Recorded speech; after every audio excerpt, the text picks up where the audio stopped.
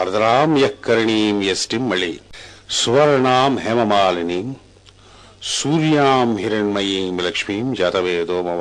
చంద్రుడి గురించి చెప్పాడు, ఇక్కడ సూర్యుడి గురించి చెప్తున్నావు. జాతవేదుడా మళ్ళీ ఆర్ద్ర స్వరూపిణి అయినది, ఏనుగుల వైభవములు గలదియు, యజ్ఞదండ స్వరూపమైనది, సువర్ణమైనటువంటి కాంతులు కలిగినదియు, హేమమాలికలు ధరించినదియు, సూర్య కిరణల స్వరూపమున సాక్షాత్కరించినది యోగు హిరణ్మయమూర్తి యగు లక్ష్మి నా యందు ఆవాహన చేయ. 3 సార్లు 4 సార్లు, ఎక్కువ టైం కూడా పడదు.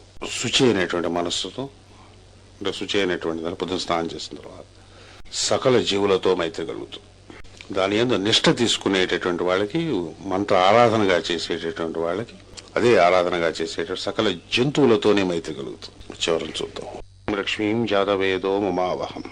ఓ జాతవేదుడా, ఆర్ద్ర స్వరూపిణియు, ఏనుగుల వైభవము కలదియు, యజ్ఞదండ స్వరూపమైనదియు, సువర్ణకాంతులు కలిగినది, హేమమాలికలు ధరించినదియు, సూర్యకిరణముల స్వరూపమును సాక్షాత్కరించినది యగు హిరణ్మయమూర్తి యగు లక్ష్మి నా యందు ఆవాహన చేయము. ఇది దాని అర్థం. ఆర్ద్రాం యఃకరణీం యష్టిం సువర్ణాం హేమమాలినీం. కరణీం అంటే ఏనుగులు కలది. ఏనుగులు మామూలుగా సంపదని, లక్ష్మీ ప్రసన్నతని, వీటినన్నింటినీ సూచిస్తుంది. ఈ ఏనుగుల పక్కన ఉండి ఉండేటటువంటి లక్ష్మీదేవిని ధ్యానం చేయటాన్ని గజలక్ష్మి అని పేరుతో పిలుస్తారు అమ్మవారు. లక్ష్మీదేవికి అష్టలక్ష్మి అనేటువంటి దాంట్లో గజలక్ష్మి అనేటటువంటిది ముఖ్యమైనటువంటి దాని కింద చెప్తారు. ఇంతవరకు మనం చెప్పుకున్న శ్రీ సూక్తం అంతా కూడా 2 లోకములలో చెప్పుకుంటూ వస్తాం. లక్ష్మీ సర్వమయందు చిహ్నముగా, నామముగా, రూపముగా, సమస్తమైన సంపదలుగా, వీటన్నిటిగా వ్యక్తమవుతూ ఉండగా, మన యందు ప్రత్యేకంగా యోగ సాధనకు సంబంధించినటువంటి మన యందు ఉండేటటువంటి 2 చెప్పుకుంటూ వస్తాం మనం. ఇక్కడ ఏనుగులు అనేటటువంటివి, ఏనుగులకు సంబంధించినటువంటివి 2 చక్రములయో ఏనుగులని చెప్తారు మనకి. మూలాధారము ఒకటి, విశుద్ధి అనేటటువంటి చక్రం దగ్గర మనకి ఇచ్చినటువంటి సంకేతములలో, చక్రాలకు ఇచ్చిన సంకేతాలలో ఏనుగులకు సంబంధించిన సంకేతం ఉంటుంది. గమ్ అనేటటువంటిది, గ్లౌమ్ అనేటటువంటి 2 బీజాలు వేసి ధ్యానం చేయడానికి కూడా ఇస్తారు. ఈ లక్ష్మీదేవి యొక్క బీజాక్షరాలు ముఖ్యమైనటువంటి బీజాక్షరం శ్రీం అనేటటువంటిది అమ్మవారి యొక్క బీజాక్షరం చెప్తారు. మామూలుగా అసలైన బీజాక్షరాలు శ్రీం, హ్రీం, క్లీం అనేటటువంటివి 3 బీజాక్షరములు అమ్మవారికి సంబంధించినవి ఉంటాయి. శ్రీం, హ్రీం, క్లీం. శ్రీం అనేటువంటి బీజాక్షరాన్ని ఉపాసన చేసేటప్పుడు, లక్ష్మీదేవిని ఉపాసన చేసేటప్పుడు ఫోర్స్ ఆఫ్ గ్యాదరింగ్ అంటే సమస్తము, సంపదలు, మనుషులు, సహకారము, సంపత్తి అంతా మనకి దగ్గరికి వచ్చి చేరుతుంది.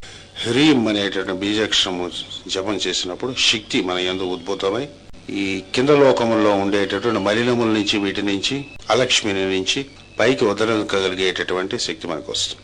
క్లీం అనేటటువంటి బీజాక్షరాన్ని మనం జపం చేసినప్పుడు శ్రీం, హ్రీం, క్లీం అనేటటువంటి మామూలుగా కూడా మన పూజా విధానంలో మనం శ్రీం హ్రీంకి మహాలక్ష్మి ఏ సర్వసౌభాగ్యం, ఇది ఒక మంత్రం.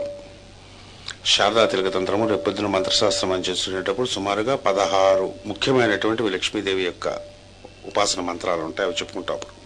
క్లీం అనేటటువంటి మంత్రం ఇచ్చేటప్పుడు సుఖము, సంతోషము, ఆనందము అనేటటువంటిది ఇస్తుంది. ఇవి కాక గమ్ అనేటటువంటి అక్షరం కూడా లక్ష్మీదేవికి సంబంధించిందే ఉంటుంది.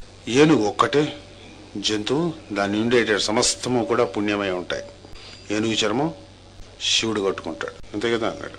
ఏనుగు తల వినాయకుడు పెట్టుకుని ఉంటాడు. ఇంట్లో కూడా ఏనుగు దంతాలతో మనం వీణపెట్లు అవన్నీ చేయించుకుంటాం. దంతం పెట్టేట్టు ఇంకా మంచిది, అందులో బంగారం అవి పెట్టు. మనిషి పోయిన తర్వాత ఎముకను తీసుకొచ్చి లోపల పెడితే అశుభం ఉంటాం. పోయిన తర్వాత వాళ్ళ ఎముకలని బయట బారేస్తాం తీసుకెళ్ళి.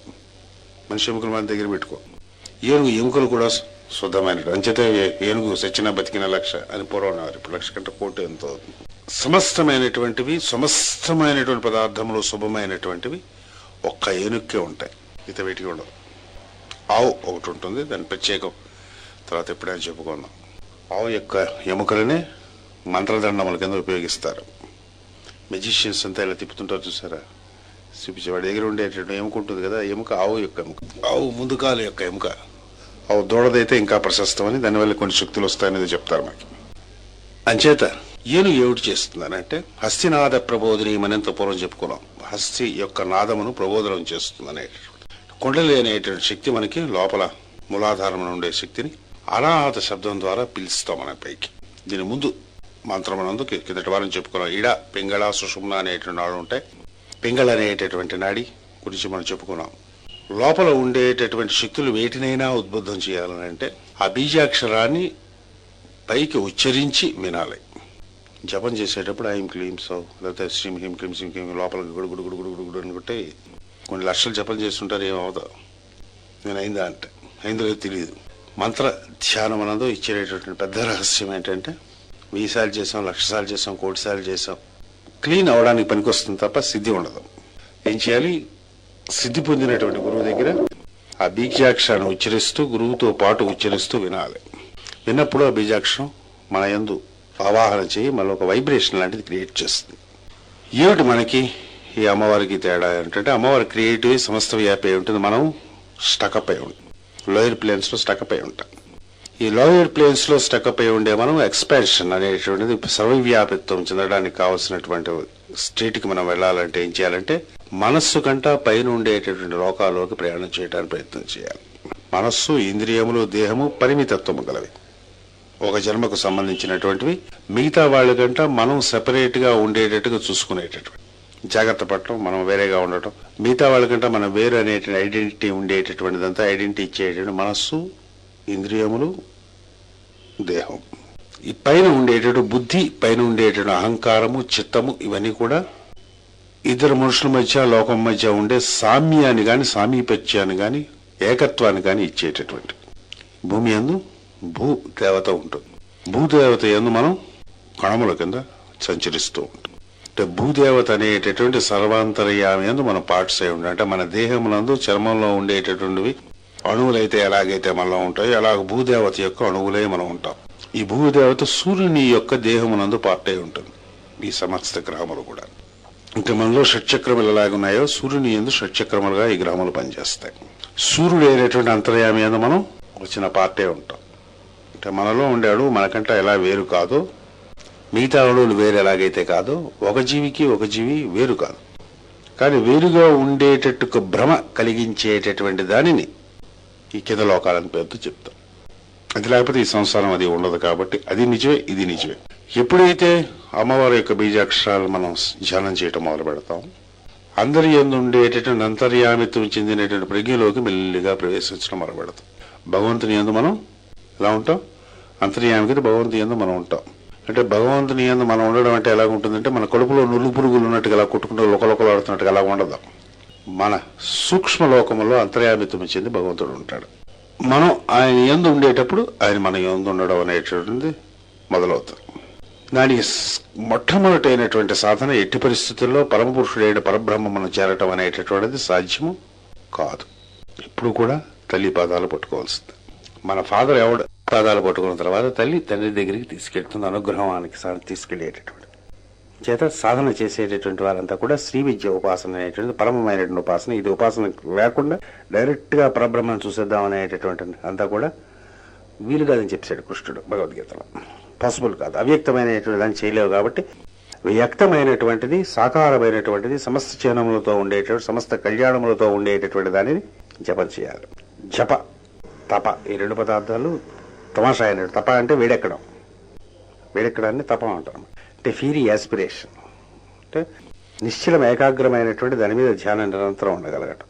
కొంతకాలం ఓకలుగా అట్టలు చేసిన తర్వాత మంత్రాన్ని శ్రీం హ్రీం క్లీం గ్లం ఐం ఈ బీజాక్షరాన్ని కూడా అతి సుఖమైనటువంటి బీజాక్షరం ఉచ్చరించటం వల్ల ఎప్పుడూ కళ్యాణము సమస్తం శుభమే అవుతుంది. కాబట్టి అశుభం అనేటువంటి జరిగితే ఉండదు అసలు. అటువంటి బీజాక్షరాలనే శ్రీ సూక్తంలో కట్టించారు. ఇచ్చినప్పుడు ఒకసారి మనం ఏం చేయాలి? లక్ష్మీ ప్రసన్నంలో మనం కావాలంటే ఉద్ధరింపబడాలి. అంటే ఏమిటేమిటి క్వాలిటీస్ ఉండాలో చెప్పుకుంటూ వచ్చాడు ఇంతవరకు మనకు సూసూక్తంలో. ఆనంద కద్దమశ్చేవ చిక్లీతైతే విశ్రుతాహ అంటే ఆర్ద్ర హృదయం ఉండాలి, దయార్ద్ర హృదయం కలిగి ఉండాలి, ఆనందంతో ఉండాలి, ఇవన్నీ చెప్పుకుని వచ్చాడు మనకి. అవన్నీ క్వాలిటీస్ మనకి చెప్పాడు. కీర్తి పుష్టిం దదాతుమే ఇవన్నీ చెప్పుకుంటూ వచ్చాం మనం. ఈ క్వాలిటీస్ మనలోకి అవి మంత్రం జపం చేయడం వల్ల వస్తాయి. మనం వాటి ఎడల అటువంటి క్వాలిటీస్ అలవాటు చేసుకోవడానికి ప్రయత్నం కూడా చేయాలి. రెండు ఉండాలి. పాజిటివ్ అయినటువంటి క్వాలిటీస్ ఏవైతే ఉన్నాయో ఆ క్వాలిటీస్ మనం పెంపొందించుకుందుకు ట్రై చేయాలి. ఎలా చేస్తాం? ఆ క్వాలిటీస్ ఉండేటటువంటి వాడిని నిరంతరం వాడితో సాంగత్యం కలిగి ఉండటం మంచిది. భౌతికంగా అలాంటి వాడు లేకపోతేనే అన్నాడు. అందుకోసమే వ్యాసోదరులు మనకి రామాయణం, భారతం, భాగవతం ఇస్తారు. రాముని క్వాలిటీస్, కృష్ణుని క్వాలిటీస్, పెద్దల యొక్క క్వాలిటీస్ చరిత్రలో చదువుతూ ఉండగా మనస్సు పునీతమై వారి అడుగుజాడల్లో వెళ్ళేటటువంటి సంకల్పము మెల్లగా రోజు రోజుకి కలుగుతూ ఉంటుంది. అది చేస్తూ ఉండగా ఈ మంత్రం యొక్క జపం చేయటం వల్ల ఏంటవుతుందంటే ఒక వైబ్రేషన్ క్రియేట్ అవుతుంది మనలో.